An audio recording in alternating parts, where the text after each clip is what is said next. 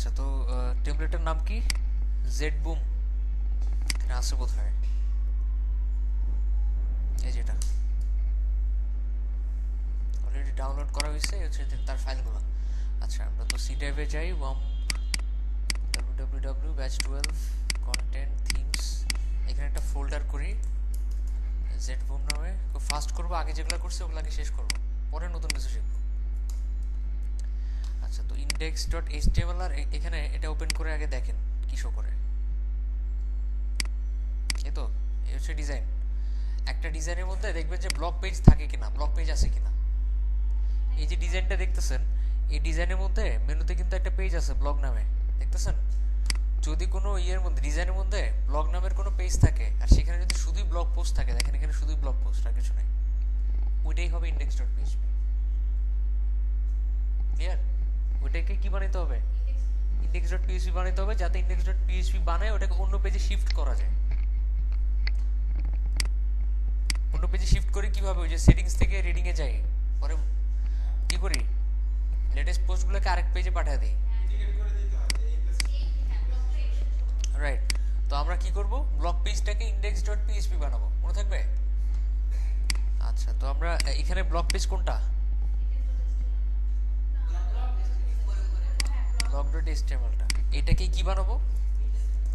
Index dot PHP বানাবো। আচ্ছা, বানাইলাম। বানানোর পরে একটা জিনিস ম্যান্ডেটরি লাগে, স্টাইল ডট সিএসএস, যেটা আছে কোথায়? ভিতরে। ভিতরেরটাকে কখনোই বাইরে আনার দরকার নাই। কি করব, বাইরে আলাদা একটা খালি স্টাইল ডট সিএসএস বানিয়ে নেব। ভিতরেরটাকে বাইরে আনলে অনেক সমস্যা তৈরি হবে। কি করব, বাইরেই আরেকটা বানিয়ে নিব। এবার এটার ভিতর, এটা তো খালি, আর এটা তো জিপ করে আপলোড করলে এখন কাজ করবে না। কি করা উচিত? জিপ করে আপলোড করলে যাতে কাজ করে সেজন্য কি কি দিতে হয়? স্টাইল ডট সিএসএস এ কিছু ভ্যালিড হেডার কোড দিতে হয়। থিম নেম, হ্যাঁ থিম নেম। থিম নেম না শুধু থিম? থিম নেম, ওকে। জেড বুম মিউজিক, আর যে বলতেছে শুধু নেম, থিম ইউআরএ, থিম নেমই হবে। আচ্ছা, তারপর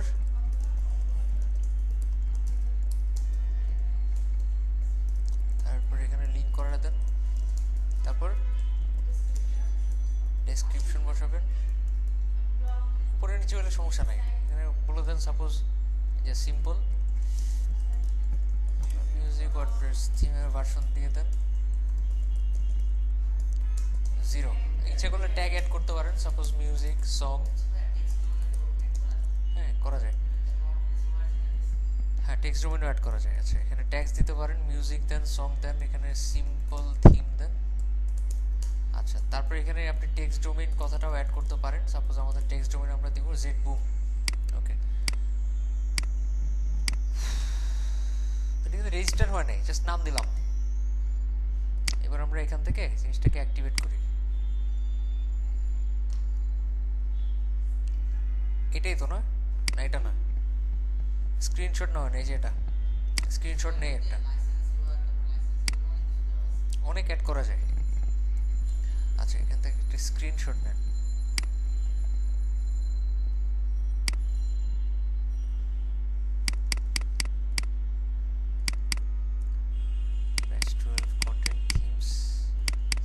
এখানে স্ক্রিনশট ডট পিএনজি নাম রাখবেন আর পরে রিসাইজ করে নেবেন জিনিসটাকে।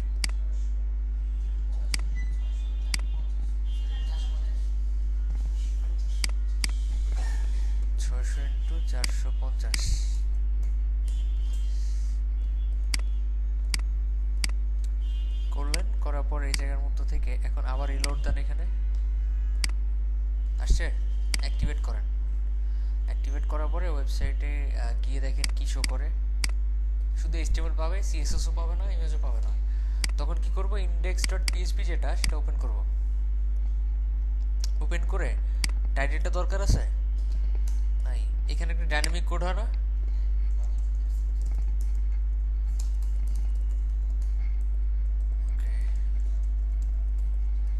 তারপর চারসেট না কারসেট। আচ্ছা, আর এইখানে কি হবে সেটা আমরা থিম অপশনও সেট করতে পারবো, কিন্তু পরে যখন শিখবো।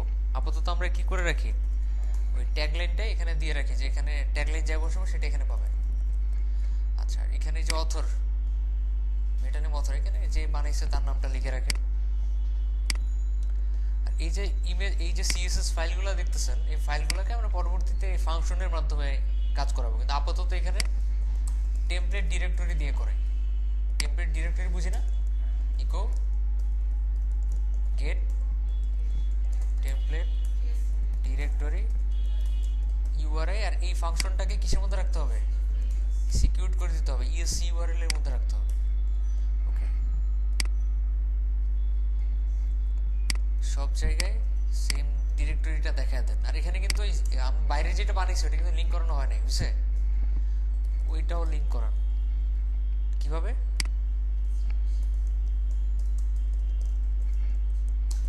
লগ ইনফো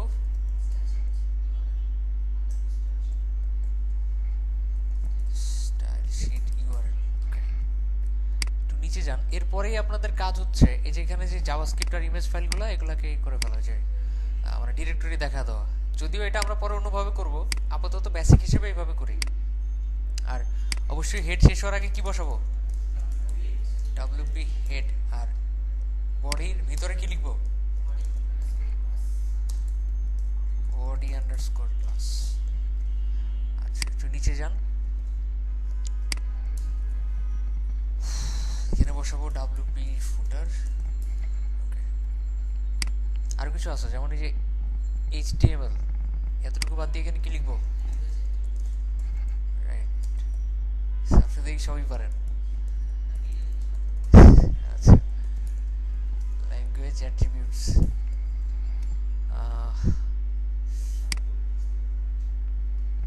আমার এখানে কমা দেওয়া উচিত।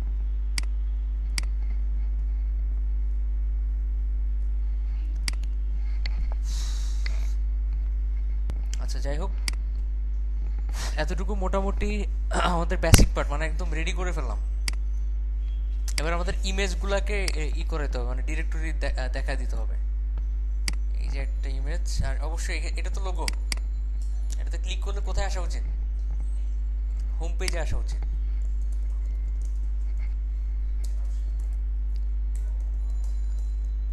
লগ ইনফো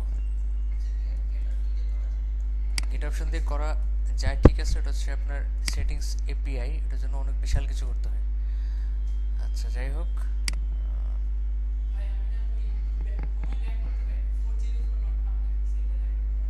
লেখার পরে হোম লেখার পরে লোড দেন। এই যে লোগো, এই যে ক্লিক করলে হোমেই থাকে, এই যে, ও আচ্ছা, গ্যালারিতে ক্লিক করলে এটা কি পাচ্ছে, এখন তো এইচটিএমএল ফাইল, তাই না?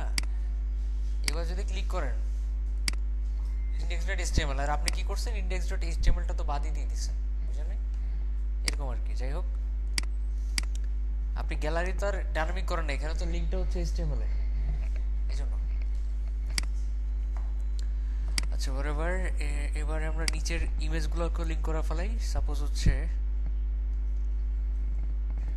এটা, এটা,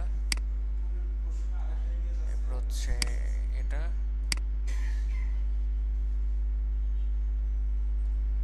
বাকি সব ঠিক আছে। এবার এই লোডটা কোনো ঘাটতি আছে দেখেন তো,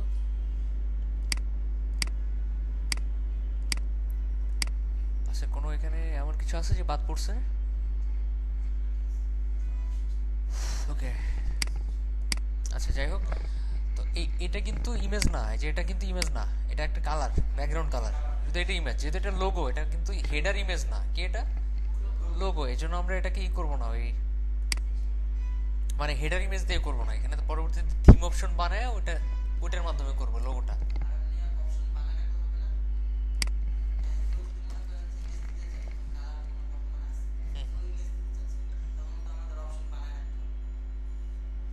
অপশন বানানোটাই বলতেছি আমি, যে অপশন বানিয়ে জিনিসটা অ্যাড করবো, ওটাকে বলা থিম অপশন।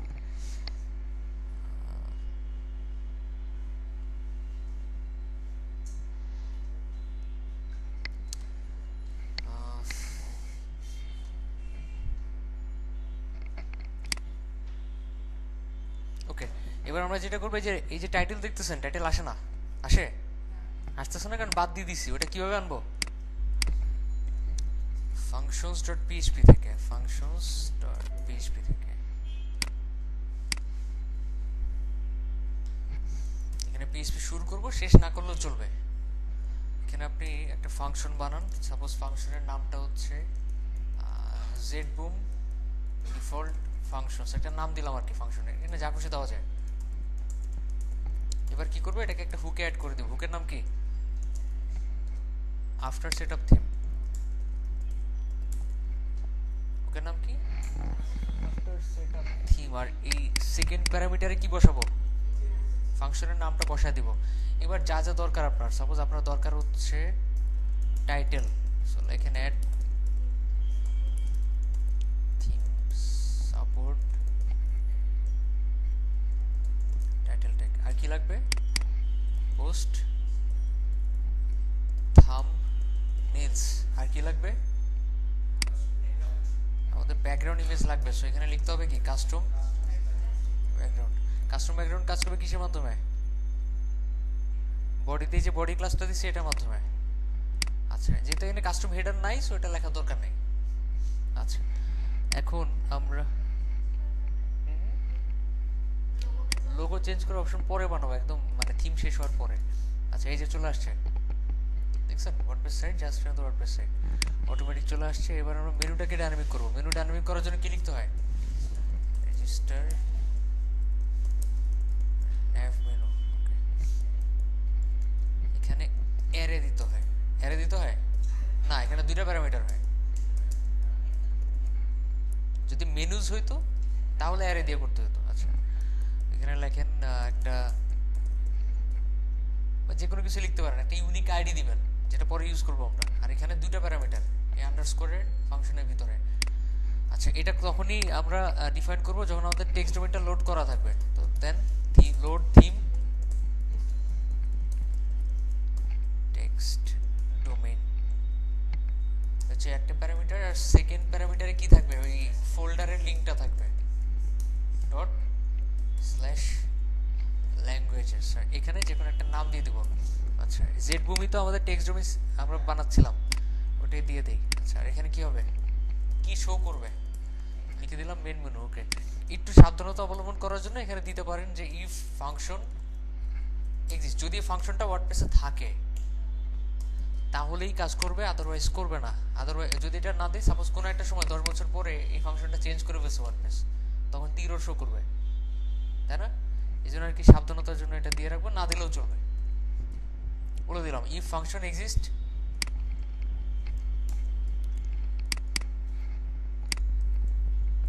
যদি ফাংশনটা থাকে। হয় নতুন আপডেট হইলে ওরা চাইলে চেঞ্জ করতে পারে না? হ্যাঁ, হতে পারে যে আরো সহজ একটা পদ্ধতি বের করছে।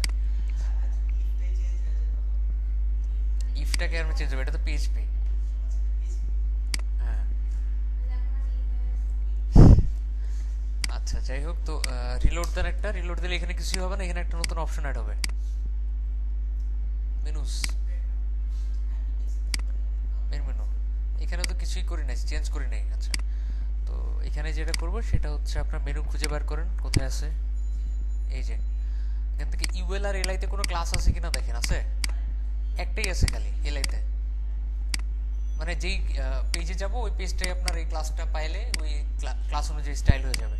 আচ্ছা, তো আমরা ইউএল এলআই দুইটা বাদ দিয়ে দিব। বাদ দিয়ে এখানে কি দিব বলবো, ইফ ফাংশন এক্সিস্ট। কোন ফাংশন?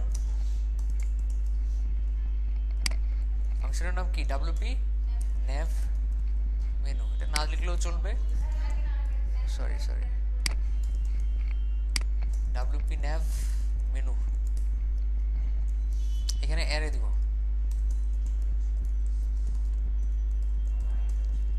Theme location. আচ্ছা, আইডির নাম কি? Main menu. এখানে আরো অনেক অ্যারে অ্যাড করা যায় যখন আমরা অ্যাডভান্স লেভেলের মেনু শিখবো, দুনিয়ার যে কোনো টাইপের মেনু কিভাবে বানায় তখন এগুলো দেখাবো। আচ্ছা, তো রিলোড দেন একটা, দেখেন কি হয়। এসে কাজ করছে। আমরা হোম পেজে আছি কিন্তু এখন, বা এই ব্লগ পেজে আছি, কিন্তু এগুলা কি কোনো স্টাইল পাচ্ছে? কারেন্ট নামের ক্লাসটা তো কেটে দিছি, কিন্তু আমি যে পেজেই যাবো, সাপোজ এই পেজে গেছি আমি, দেখেন এই পেজে যে মেনুতে যাব ওই মেনুতে কারেন্ট পেজ আইটেম অ্যাড হয়েছে, কারণ হচ্ছে আমি এখনো মেনু সেট করি নাই, এজন্য কারেন্ট পেজ আইটেম আর কোনো ক্লাস অ্যাড হয় নাই তেমন।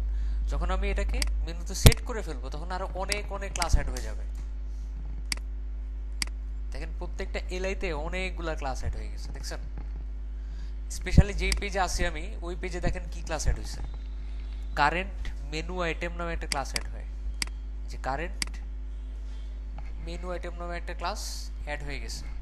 আমরা হ্যাঁ যে পেজে যদি মেনু সেট করেন, মেনু সেট করার পরে যে পেজে যাবেন, যেই মেনুতেই যাবেন, ওই মেনুটাতে এলআইএ, ওই মেনুর এলআইএ অটোমেটিক কি অ্যাড হবে, কারেন্ট মেনু আইটেম নামে একটা ক্লাস অ্যাড হয়ে যাবে এলআইতে। তো আমরা একটা কাজ করি, ওদের স্টাইল ডট সিএসএস যেহেতু কারেন্ট নামে একটা ক্লাসে স্টাইলাইজ মানে স্টাইল করা, ওটাকে খুঁজে বের করে কারেন্ট মেনু আইটেম বানায় দিই। পেজি এলআইএ, এটা পেজিনেশনের জন্য, এটা মেনু না। এই যে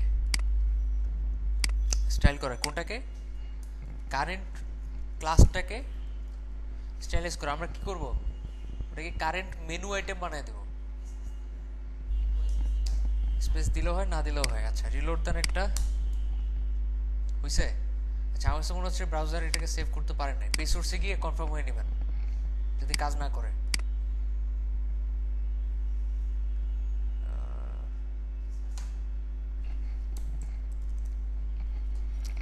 এই যে চেঞ্জ হয়েছে, তাহলে একটা কাজ করেন, ওটার মানে হিস্টোরিটা ক্লিন করেন। কুকিজ মানে হিস্টোরি। আচ্ছা এবার ক্লিক করেন, এটাতে হয়, কাজ করে নাই। আচ্ছা সেভ করি আরেকবার। না না ওটা আসেই নাই, ওটা যে পাবে, আমি যে কারেন্ট মেনু আইটেম অ্যাড করছি ওটা পাই নাই, যে ওটা তো ক্লাসই পাই নাই। আচ্ছা হিস্টোরিটা পুরোপুরি করি, পুরোপুরি ক্লিন করে, এবার অবশ্যই পাবে। পাইছে এবার? আচ্ছা এটা লগ আউট হয়ে গেছে, আবার লগ ইন করতে হবে। হোমে যান, দেখছেন এটা, আবার ব্লগে যান, এটাতে কারেন্ট মেনু আইটেম পেয়ে যাচ্ছে, ফলে কি কারেন্ট মেনু আইটেম তো স্টাইল করে রাখছি আমি, ওই স্টাইলটাই কাজ করতেছে। বুঝতে পারেননি? আচ্ছা এবার এই যে দেখতেছেন এগুলা, এই যে ব্লগ পোস্টগুলা, এগুলাকে ডাইনামিক করে ফেলি। কি করব? এগুলাকে ডাইনামিক করে ফেলবো। এগুলাকে ডাইনামিক করার জন্য দেখেন কোন জিনিসটা বারবার রিপিট হয়েছে, আর্টিকেল কথাটা বারবার রিপিট হচ্ছে। সো আর্টিকেলটাই রাখি জাস্ট। তারপরে এটাকে রিপিট করার জন্য কি ইউজ করতে হবে, while লুপ ইউজ করতে হবে। হ্যাভ পোস্টেজ, এখানে কি লিখবো? আচ্ছা তারপর এই যে আইএমজি, এখানে কোনো ক্লাস আছে কিনা দেখেন, আছে? কোনো ক্লাস নাই, ক্লাস না থাকলে পুরোটা বাদ দিয়ে দেওয়া যাবে, সমস্যা নেই। পোস্ট কখনো কপি পেস্ট করে কোড ইউজ করবেন না, অলওয়েজ কিভাবে করবেন, যদি আপনি জানেন না এটাতে কি করে, তারপরে কপি পেস্ট করবেন না, লিখবেন টাইটেল। এখানে কি দিব?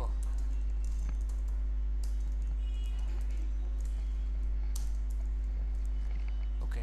আর এখন নতুন কিছু শিখেন, সাপোজ আমি চাইতেছি যে যে লোকটা পোস্ট করছে তার নামটা শো করতে, এখানে তো শো করবে অ্যাডমিনের জায়গায়, এখানে দিবেন কি, দি অথর। কি ফাংশন দিবেন? The author. ওকে।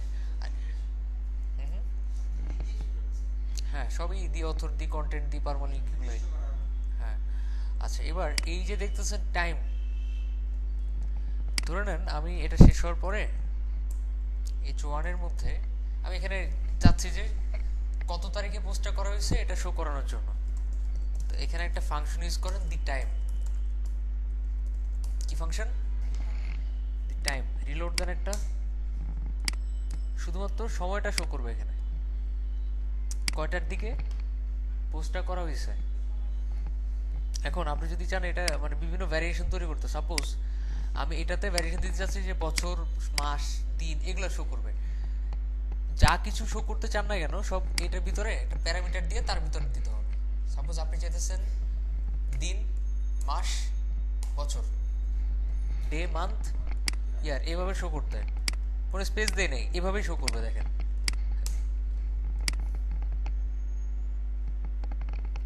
2 না সরি 20 1 15 20 মানে কি দিন। আপনি যদি এরকম লেখেন সাপোজ ওয়াই ডি এম, আপনি যেভাবে খুশি লিখতে পারবেন। ওয়াই দিয়ে কি বুঝাবে ইয়ার, ডি দিয়ে ডে, আর এম দিয়ে মান্থ। রিলোড দেন একটা, কি শো করে 15 20 1, মানে যেভাবে খুশি সেভাবে দিলেই ওইভাবে কাজ করবে। যদি স্পেস দেন মাঝখানে, স্পেস দিয়ে যদি রিলোড দেন একটা,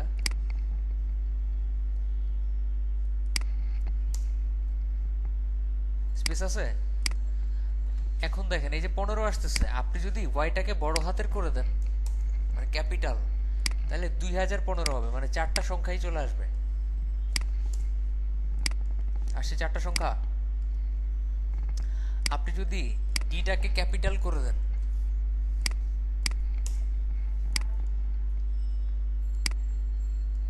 ডি মানে কি ডে, তাই না?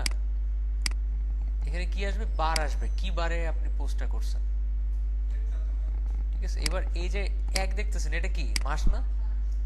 আপনি যদি এমটা বড় হাতের করে দেন, তাহলে আসবে হচ্ছে মাসের ইংলিশ নামটা, 3 অক্ষর, জানুয়ারি। আরেকটা আছে, আপনি যদি এম এর বদলে ইউজ করেন ক্যাপিটাল এফ, এটা দিয়ে বুঝাবে মাস কিন্তু পুরাটা। এফ এফ দিয়ে কি বুঝাবে, জানুয়ারি পুরা নামটা, পুরাটা চলে আসবে। আপনি যদি এখানে ইউজ করেন জি, জি মানে ঘন্টা, মানে কয়টার দিকে পোস্ট করা হয়েছে, 1। আপনি যদি এখানে ইউজ করেন সরি আই, আই মানে মিনিট, কত মিনিটে পোস্ট করা হয়েছে, আই মানে কি মিনিট। রিলোড দেন একটা 18। আপনি যদি এখানে ইউজ করেন এ, এ মানে এম না পিএম, এ মানে কি দেখেন, ওয়াই দিয়ে বছর বুঝাবে, ছোট হাতের ওয়াই দিয়ে শুধু 2টা সংখ্যা, বড় হাতের ওয়াই দিয়ে 4টা। ছোট হাতের ডি দিয়ে সংখ্যা বুঝাবে দিন, আর বড় হাতের ডি দিয়ে বার, আর এম ছোট হাতের দিলে সংখ্যা, মাসের সংখ্যাটা, আর বড় হাতের এম দিলে মাসের নামটা কিন্তু 3 অক্ষরের, বড় হাতের এফ দিলে মাসের নামটা কিন্তু পুরাটা আসবে। জি মানে কি ঘন্টা, আই মানে মিনিট, আর এ মানে এম না পিএম, পিএম এ। এবার এটাকে সুন্দর করে লিখেন। সাপোজ আপনি চাইতেছেন ফার্স্টে দিন শো করবে, পরে মাস শো করবে, পরে বছর শো করবে, ঠিক তারপরে একটা দাগ হবে সাপোজ। তারপর চাইতেছেন কয়টার দিকে পোস্ট করছে, জি কোলন আই মানে ঘন্টা মিনিট, এখানে এ এতটা এম এ।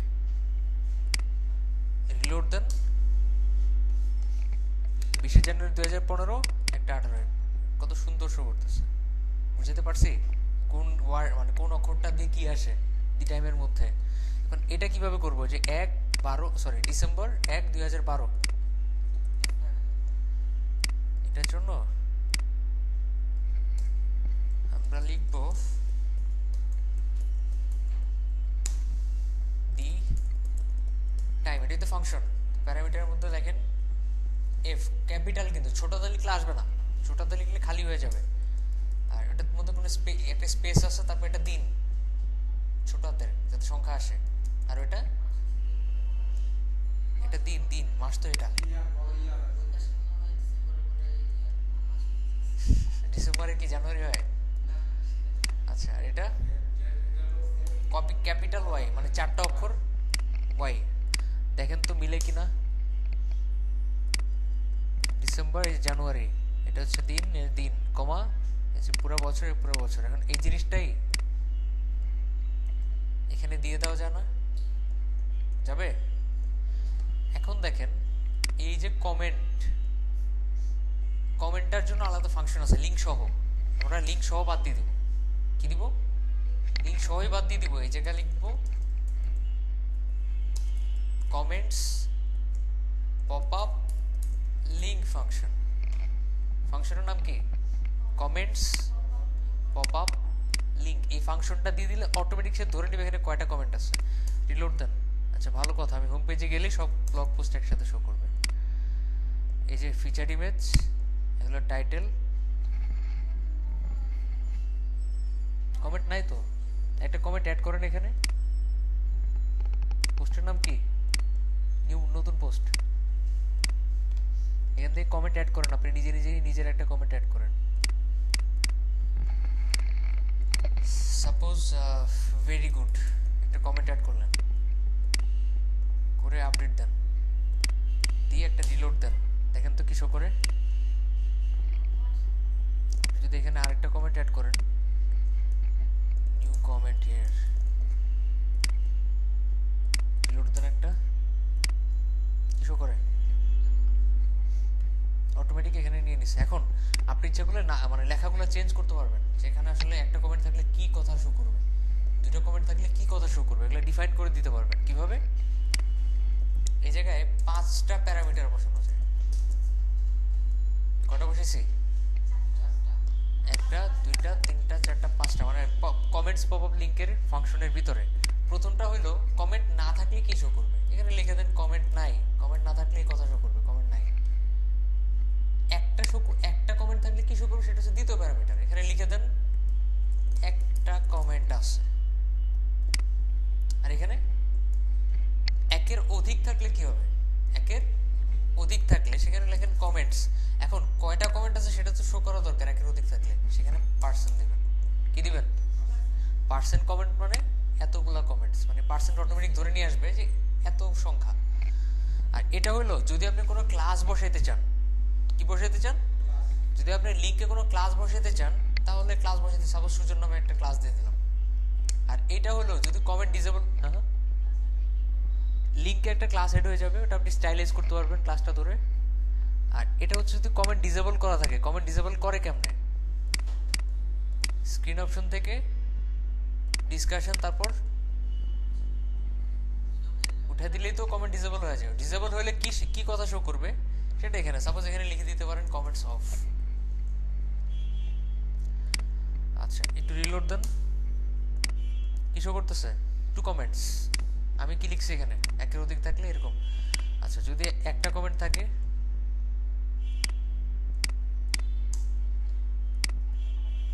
একটা কমেন্ট আছে। যদি একটাও কমেন্ট না থাকে, কোনো কমেন্ট নেই, কমেন্ট নাই। আমি প্রথম প্যারামিটারে যে কথাটা লিখবো সেটা কমেন্ট না থাকলে, দ্বিতীয়টা হচ্ছে একটা কমেন্ট একটা থাকলে। আপনি না লিখলে automatic no comments, one comment, two comment, default.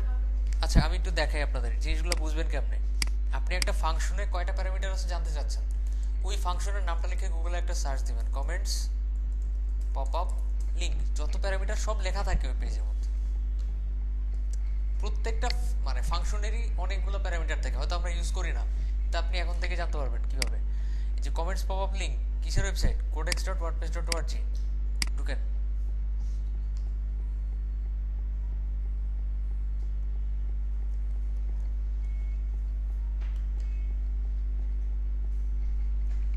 Shahjahan সাহেব মনে বুঝতে একটু সমস্যা হচ্ছে।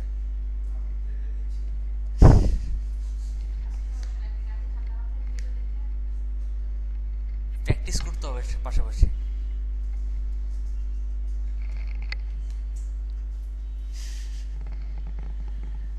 আচ্ছা এনিওয়ে এটা আসতে থাকুক, আমরা তো এখন জানি তো এটা কোন প্যারামিটার দিয়ে কি হয়।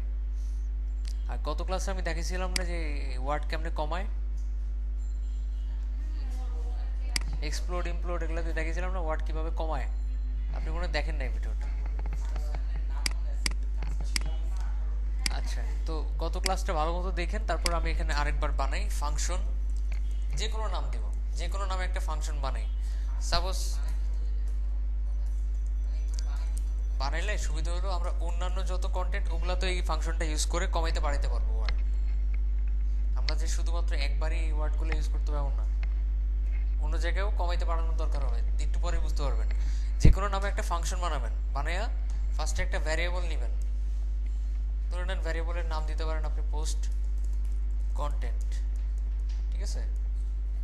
এখানের মধ্যে আপনি ওই আমাদের যে কন্টেন্টগুলা তো দি কন্টেন্ট দিয়ে শো করে, তাই না? যদি আপনি লেখেন get content, get sorry, get the content কি লেখেন, গেট দ্য কন্টেন্ট, তাহলে এটা স্ট্রিং হয়ে যাবে। কি হয়ে যাবে? স্ট্রিং হয়ে যাবে।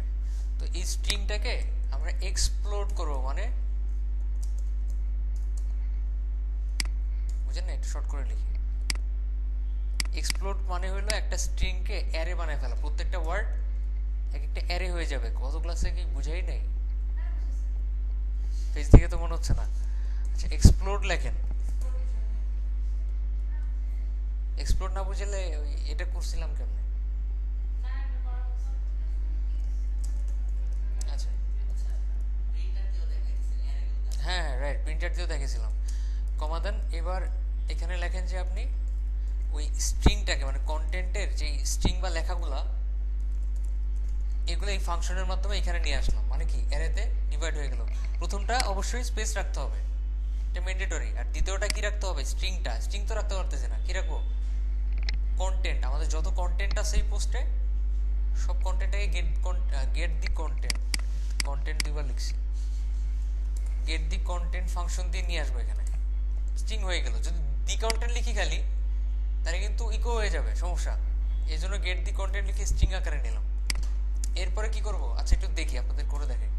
প্রিন্টার দিয়ে এই ভ্যারিয়েবলটাকে দেখাই যে আসলে এই যে ওগুলা অ্যারেতে রূপান্তরিত হয়ে গেছে। ঠিক আছে, এটা কাজ করেন, এই ফাংশনটা এখন অ্যাপ্লাই করেন। কোথায়? এই কন্টেন্টের এখানে।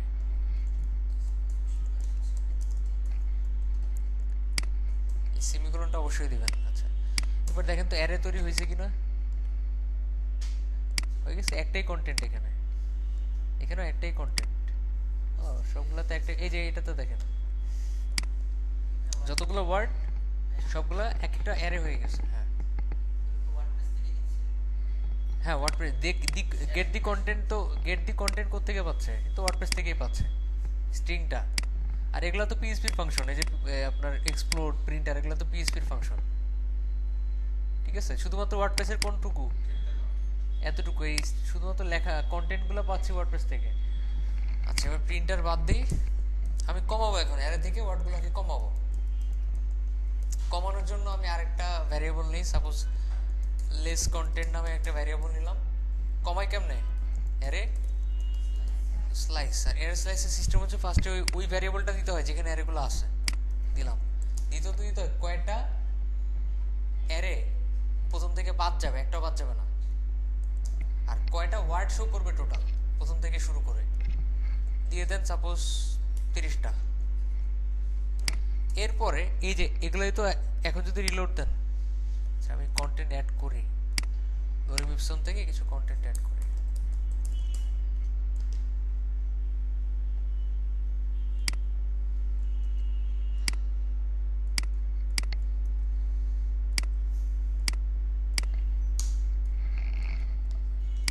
দেখেন তো,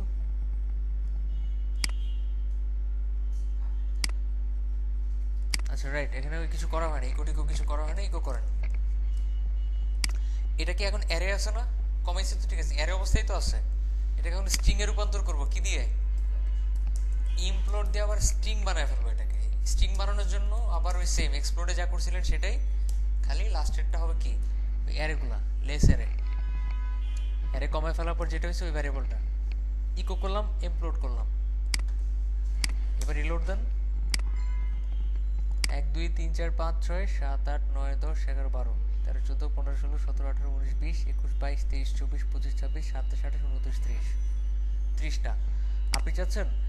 আচ্ছা, এটা তো বুঝতে পারছি। এখন এটাকে আর্গুমেন্ট দিয়েও করতে পারবো, যে এখান থেকে আমি চাচ্ছি না যে কয়টা ওয়ার্ড শো করবে সেটা সেট করুক। সেট কেউ করুক, কোথেকে করবে? আউটপুট থেকে। এখানে এখানে যা বসাবে, যতগুলো ওয়ার্ড বসাবে ততগুলো ওয়ার্ড শো করবে। কিভাবে? এখানে যে কোনো একটা ভ্যারিয়েবল বসান, সাপোজ দিয়ে দিলাম লিমিট, যে কোনো ভ্যারিয়েবল, এনিথিং। ওইটাই কি, যেটা চেঞ্জ করতে চাচ্ছি ওইখানে দিব। আর এখানে কি দিব? কতগুলো সংখ্যা আমি চাচ্ছি, এখান থেকে টান দিবে কোথায়?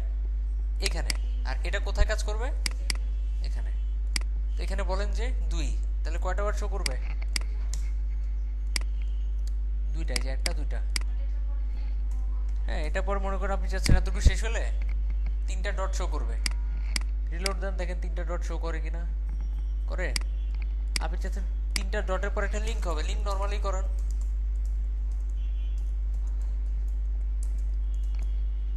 নরমালি লিংক করেন রিড মোড। জাস্ট এখানে লিংকে কি হবে, ডিপারমালিংক ক্লিক করলেই ফুল পোস্টে চলে যাবে, সিঙ্গেল পেজে যাবে আর কি। রিলোড দেন, ঠিক আছে। এটা সবই মোটামুটি পারফেক্ট হয়ে গেছে। আমরা নেক্সট ক্লাসে দেখবো যে এটা কেমনে ডাইনামিক করে। এটা এখন বুঝাতে গেলে মাথা নষ্ট হয়ে যাবে। আচ্ছা, আমরা মেনু ডাইনামিক করছি, পোস্টগুলো ডাইনামিক করছি। এখন একটা নির্দিষ্ট এই যে ডিপারমালিংক মানে একটা নির্দিষ্ট পোস্টের ভিতরে গেলে স্ট্রাকচারটা কেমন শো করবে, এটা এখন কিসের উপর ডিপেন্ড করতেছে, মানে স্ট্রাকচারটা কোথা থেকে পাচ্ছে, এই স্ট্রাকচারটা কোথায় আছে। পিএসপি ফাইল আছে কয়টা এখানে, দুইটা। functions.php তে স্ট্রাকচার থাকে, স্ট্রাকচারটা কোথায় আছে, তো এটার স্ট্রাকচারই তো পাচ্ছে, এটার মধ্যে এগুলো ছিল এগুলো পাচ্ছে, এটার মধ্যেই রিডমোর ছিল রিডমোর পাচ্ছে। এখন যদি আপনি চান যে গেলে আরেকটা স্ট্রাকচার শো করবো অন্যরকম, তাহলে ওই পেজটাই যে সিঙ্গেল পোস্টে গেলে যে পেজটা শো মানে দেখানো উচিত, ওটার জন্য আলাদা ফাইল বানানো উচিত না, কি নামে, সিঙ্গেল ডট পিএইচপি। এখানে অলরেডি সিঙ্গেল ডট এইচটিএমএল নামে একটা ফাইল আছে, এটাকে সিঙ্গেল ডট পিএইচপি বানায় ফেলি।